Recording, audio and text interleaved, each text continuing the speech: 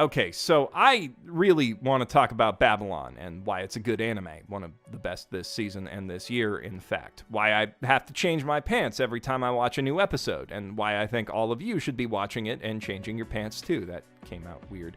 But going into any depth about this series unfortunately requires spoiling the shit out of it. To give you some idea of what I mean, the show follows intrepid Tokyo prosecutor Zen Sasaki and his junior partner Atsuhiko Fumio as they investigate a seemingly simple case of fraud at a pharmaceuticals firm. Something the young Fumio finds boring, but which Sasaki insists is still vital for preserving the justice of the nation. His point is proven in an unlikely manner when their routine dig through layers of corporate infrastructure hits unexpected pay dirt, and a piece of blood-stained paperwork leads our intrepid sleuths to the location of a dead body. The corpse is surrounded by the broken strands of a web of conspiracy, and just how vast that web may be is a mystery, but it clearly goes deep, involving career politicians, powerful businessmen, and an indeterminate number of prostitutes. And when Fumio turns up dead after following a lead into one of those working girls, something else becomes crystal clear. This case is way too big and way too dangerous for Sasaki to ignore. Now, some of you might feel like I've just gone and spoiled something major by telling you that an important character dies in the first episode of this show, but trust me when I say that I've barely scratched the surface. And that's my problem. We're about 6 or so crazy, game-changing revelations deeper than that into one of the most compelling, wild, and unpredictable thrillers I've seen in years, and at this point I can't even really talk about what this anime is about, let alone what makes it so good, without peeling back at least a few of those layers. So if you've seen the show already, or you don't mind being spoiled for the sake of hearing about its most interesting ideas, carry on. But otherwise, just be aware that you're on a spoiler train from here on out, and feel free to disembark whenever you've heard enough to convince you to watch it. Though, if you do, please come back and watch the rest of this video too, both because that will help me out a lot, and so that I can help you better appreciate how brilliant this show really is. And it is brilliant. I promise on my honor as a guy with a microphone and a lot of free time to watch anime, that it is 100% worth taking a blind leap into Babylon. And well worth having to struggle with Amazon Prime Video to do it. Now, for those of you who already know that, and those who are curious or need more convincing, let's carry on with it, shall we? Babylon is based on a book from up-and-coming Japanese novelist Mado Nozaki, the same talented author who penned the screenplay for one of 2017's most thought-provoking and controversial original anime, Kato: The Right Answer. I laid out a few of my thoughts about Kato in a video essay from that same year, How to Begin an Anime, The Art of the First Episode, which I'd encourage you to watch too. I think it's still an interesting video in spite of the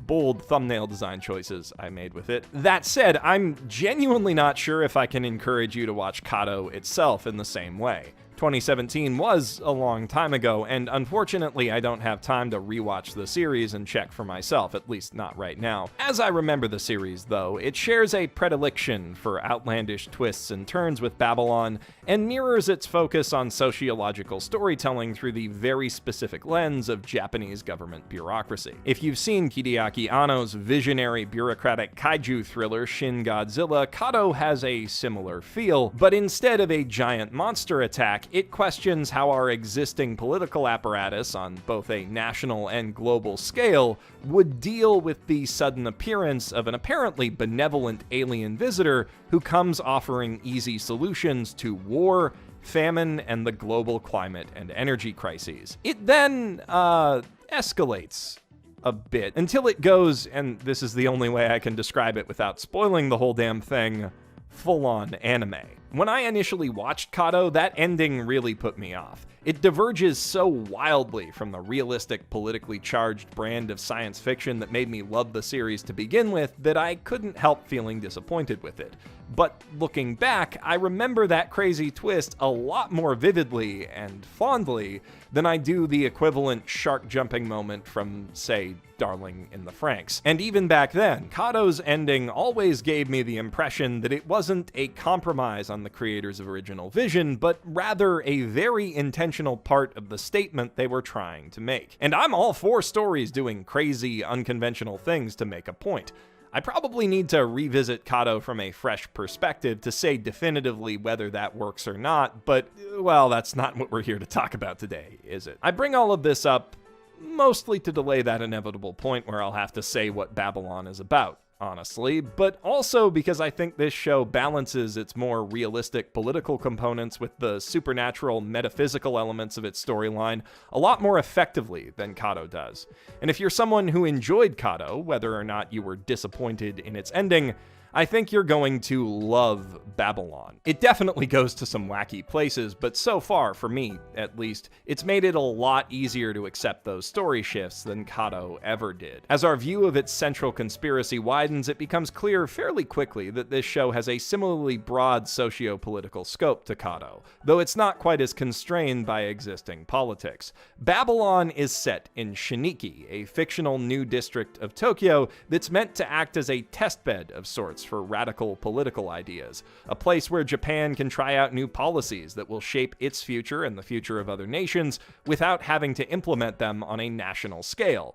But also a place where big business can operate with less oversight, much like other so-called special economic zones in the real world. And the conspiracy that Sasaki has stumbled onto is actually a lot less obviously sinister than it first appears. It's certainly undemocratic, a plot by several of the minds behind Shiniki to install a young, visionary politician named Itsuki Kaika as the new city's first mayor. But everyone involved believes they're working for the greater good. Sasaki's own boss is one of the conspirators, and he pulled the detective onto the case because they don't know why people are dying either, and they really want it to stop. Now, I'm the type of nerd who gets excited simply from seeing anime and media in general tackle concepts like this at all, but I know that dry political science fiction, poly-sci-fi if you will, isn't for everyone. Luckily, Babylon's main draw doesn't lie in the ideas and systems that it explores, but rather in the people it creates to explore them, and the atmosphere that it creates around them. Babylon's direction and storyboarding is nothing short of incredible. The series presents every moment of its story with bold, expressive camera work, editing, sound design, and animation. In doing so, it seeks to help us get inside the heads of its characters, but also, in its most impactful scenes, to worm its way inside our own minds and get us following new, sometimes uncomfortable and frightening trains of thought. Babylon's real power to do that becomes clear in the interrogation sequence that it uses to frame episode 2, which is hands down one of my favorite episodes of anime ever. Its A-plot focuses on Sasaki's efforts to bring Ai Magusa, a prostitute involved in the conspiracy, in for questioning. Its B-plot, meanwhile, repeatedly cuts forward in time to that interrogation, and the portrait that those scenes paint of Magusa's character is utterly chilling. I can really see Ai Magusa going down as one of the all-time great thriller villains, anime or otherwise. Stellar writing, direction, and animation conspire with a virtuoso vocal performance from veteran voice actress Yukino Satsuki to lend the character a screen presence rivaling Anthony Hopkins' Hannibal Lecter and Javier Bardem's Anton Chigurh. But Magusa isn't quietly menacing or cold and calculating. She's warm, cheerful, attractive, and charming. Dangerously, overwhelmingly so. As the interview goes on, just by poking and prodding at Sasaki with leading questions, Magusa takes control of the conversation, charging the air in the interrogation room with an overwhelming atmosphere of sex. As errant thoughts begin creeping into Sasaki's mind, the episode's direction reflects them, becoming increasingly horny and avant-garde until we're watching Magusa essentially swallow our protagonist whole from the POV of her luscious, bow-shaped lips. And this isn't just an example of anime being horny because, anime. It's a vital demonstration of the villain's power. See, the Shiniki conspirators weren't working with a whole prostitution ring to influence their political allies. It was all one girl. Magusa Ai is a woman of many faces, able to change her appearance such that she's unrecognizable, or at least she is until she speaks. There's no mistaking her presence, her enticing, seductive mannerisms. It feels like she could convince folk to do damn near anything for her. And as a point of fact, she can. Sasaki presumes at first that all of the deaths he's investigating are staged suicides, cover for murders, but the truth is at once simpler and more complicated. Every suicide is quite real and quite voluntary, because every person who dies in this show, with one significant exception, is talked into it, into dying with a smile on their face, no less. by Ai, Magusa, and it's still not entirely clear whether that's the result of some supernatural ability or her charisma stat is just that high. Although, given the show's name and her involvement in politics, it is pretty obvious that she's meant to be an analog for the biblical and inherently supernatural whore of Babylon, so take from that what you will. Magusa's abilities present an interesting conundrum by themselves. How exactly does one investigate and prosecute the crime of making other people earnestly want to be dead under any present law? Will Sasaki have to bend his morals and go outside the law to get her? That question only gets more complicated when you factor in her accomplice, Itsuki Kaika, the new mayor of SHINee himself, who begins his term in office by proposing some very contentious legislation, a suicide law that would enshrine the right to die. Ai Magusa is, without question, an evil person. She says as much about herself to Sasaki in the middle of a live stream where she's doing some unquestionably evil things. But whether the goal she's trying to reach by doing those things, Itsuki's goal, is in itself evil is, well, that's a lot less clear-cut. Sasaki and his fellow investigators frequently tell each other, and themselves, that Itsuki's suicide law will only lead to more deaths and that he needs to be stopped at any cost to prevent that, but then Itsuki himself makes a pretty compelling case for the idea that giving people the legal option to die if they want to might be a good thing. And he does so on ethical, legal, pragmatic, and emotional grounds all at once in a debate scene every bit as compelling as that interrogation. I don't want to spoil what happens, you really ought to watch the debate for yourself. It managed to convince me that Itsuki's proposed law could do even more good than I initially thought, all while presenting some remarkably sound arguments against it. There's good reason to have misgivings about legalizing suicide, which the show fully acknowledges, but the issue is far from black and white. And that's the real point here.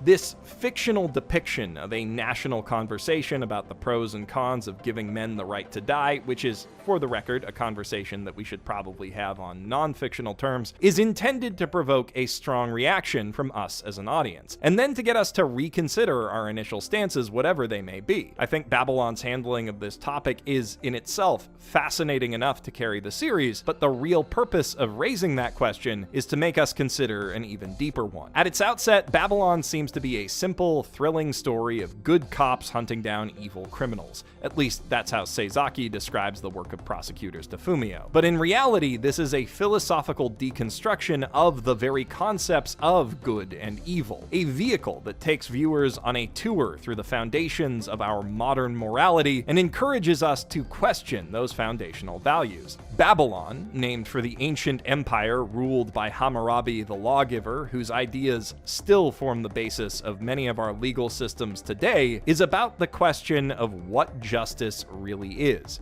And it argues that unquestioning adherence to strict moral principles is not always the opposite of pure, unambiguous evil, but rather it can easily be its bedfellow. When Sasaki realizes that his prosecutors can't make a case against Itsuki, because everyone who died did so willingly and thus the politician hasn't actually broken any laws, he and his team resolve to take matters and the law into their own hands. They hatch a scheme to kidnap Itsuki following the debate, in their eyes bringing him to justice for his crimes and stopping his plans from moving forward. But then, from an outside perspective, it sure does also look an awful lot like a pack of self-appointed moral guardians who think they're above the law, using violence to thwart a democratically elected official because they don't agree with his policies. Policies that he's not trying to enforce unilaterally, mind you, but that he simply wants to put to the test of public referendum through the city's council elections. Oh, and Sasaki is willing to go through with that kidnapping, even if it means doing it in front of Itsuki's sickly son. Sasaki is not a bad guy. From our perspective, or rather his perspective, since that's the one the series chooses to show us, he's a good man, driven by a passion for justice and a desire to protect his people,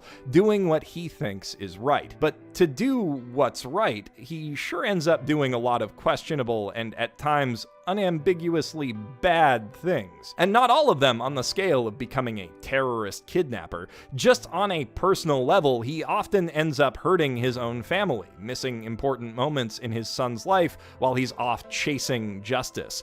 And he does so with such regularity that his wife has taken to saying, "It's all right, there'll be other years." His family is so ancillary to his work that we don't even learn they exist until several episodes in, and, I mean, getting arrested for kidnapping would only exacerbate his absence. But our morally upright hero doesn't even think of that. He doesn't even consider how his actions might hurt his family. So, yeah, it's pretty fucked up that Ai Magusa convinces most of Sasaki's accomplices to off themselves, and even more fucked up what she does afterward, even if she does manage to make that look shockingly sexy and fun in the moment. She is a bad person who needs to be stopped from doing bad things.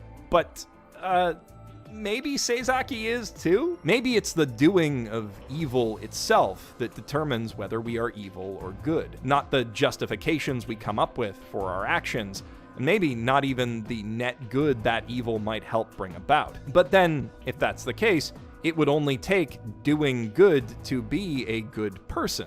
So maybe Sasaki can still redeem himself by recognizing his mistakes and doing some good in the world. The philosophy of justice that he espouses to his new partner Sekiro in episode 5 is certainly flexible enough to account for that. He states what kinda seems to be the show's whole central thesis in that moment, that there's not always a clear answer to what is and isn't just, and because of that, a just person will always do their best to find an answer. Furthermore, continuing to question your own definition of justice, even when you're 100% sure of it, is the only way to ensure that you won't behave unjustly in the future.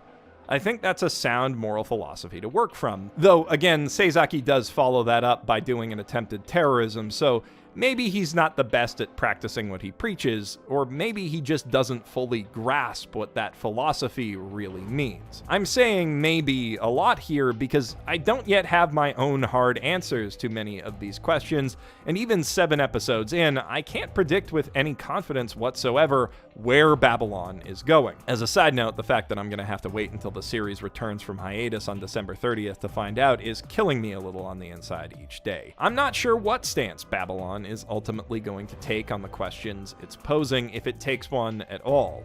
It's doing such a good job of making all of its characters complex and comprehensible in their convictions that it could believably go any number of ways. But I like that it doesn't seem to expect me to reach the same conclusions it does, that its main goal is simply to encourage me to ask these questions and contemplate them seriously for myself. And I really like that it recognizes both the danger and the potential benefits that having such conversations about our moral convictions can bring us. Babylon is a smart, engaging, philosophically fascinating thriller unlike any anime I've ever seen.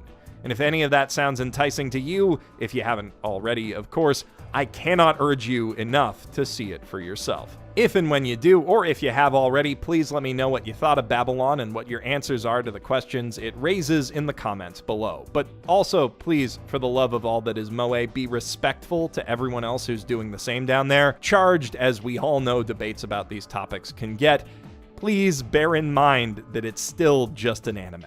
You know, I'm Geoff Thew, professional shitbag, signing out from my mother's basement.